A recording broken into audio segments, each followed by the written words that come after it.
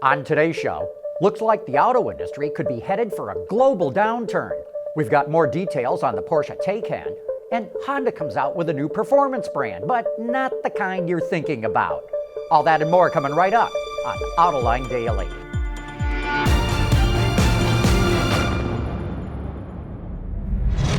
This is Autoline Daily, the voice of the automotive industry. Has the down cycle already started for the global automotive industry?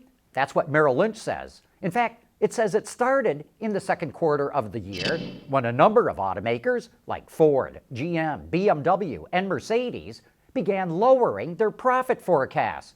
And now it looks like car sales are starting to drop all over the world. On top of that, prices of raw materials are going up and trade tensions are slowing economic growth.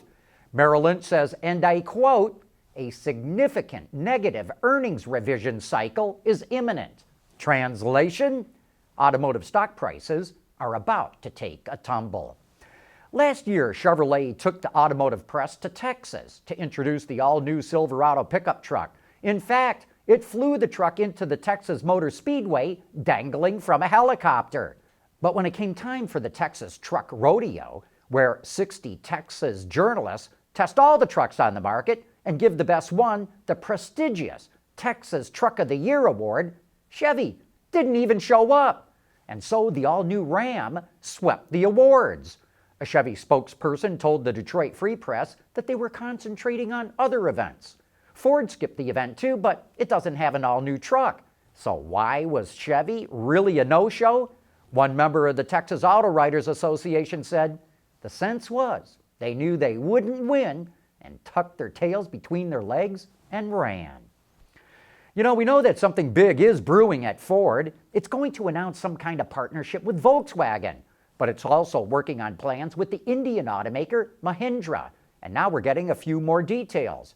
They already announced a partnership to develop vehicles, powertrains, and connected car solutions. And now we're learning that Mahindra will develop and supply a small displacement gasoline engine for Ford India, which it will start using in 2020. And the two companies will create a telematics control unit, which will be used in both Ford and Mahindra vehicles. We've got more details on how Porsche is developing the Taycan, and that is coming up next. Autoline Daily is brought to you by Bridgestone Tires, your journey, our passion. Dow Automotive Systems, advanced materials that deliver better results. Lear, a global leader in automotive seating and electrical systems. And by ExxonMobil.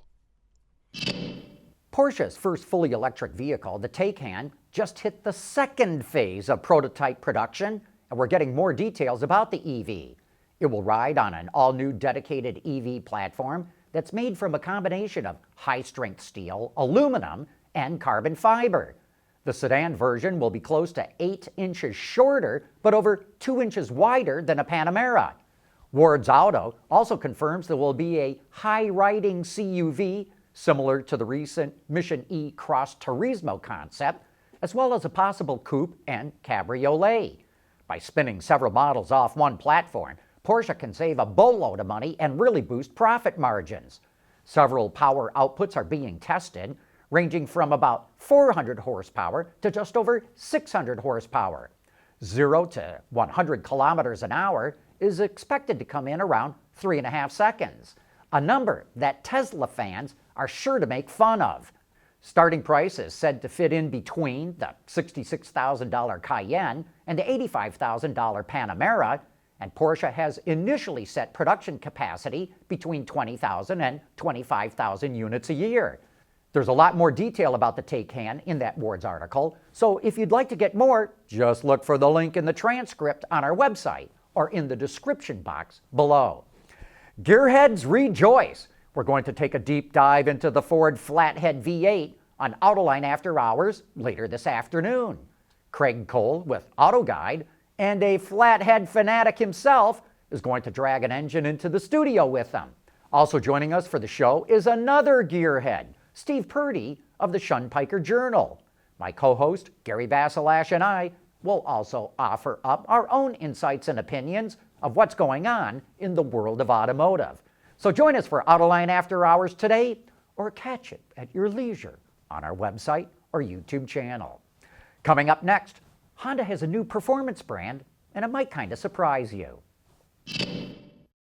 Lighter, safer, stronger, quieter, and more sustainable. Tell us where you need to go, and we'll help you get there. Dow Automotive Systems. We don't succeed unless you do. Anyone who uses Google Maps in their car knows it can be a godsend in getting you around traffic jams. And now they're adding a valuable feature if you drive an EV or plug-in hybrid. Google Maps will now show you where the closest charging stations are. You'll also see information about the station from drivers, including photos, ratings, reviews, and questions. It supports all Tesla and ChargePoint stations around the world. In the US, it will also show you where SEMA Connect, EVgo, and Blink chargers are located. In the UK, it will also show you ChargeMaster, PodPoint, and in Australia and New Zealand, it will show ChargeFox. You've heard of Mercedes AMG, but have you heard of Honda's APMG? That stands for Advanced Performance Modification Group. Every automaker seems to have a performance brand these days, but we didn't see this one coming from Honda. APMG is the performance arm of Honda's jet manufacturing division.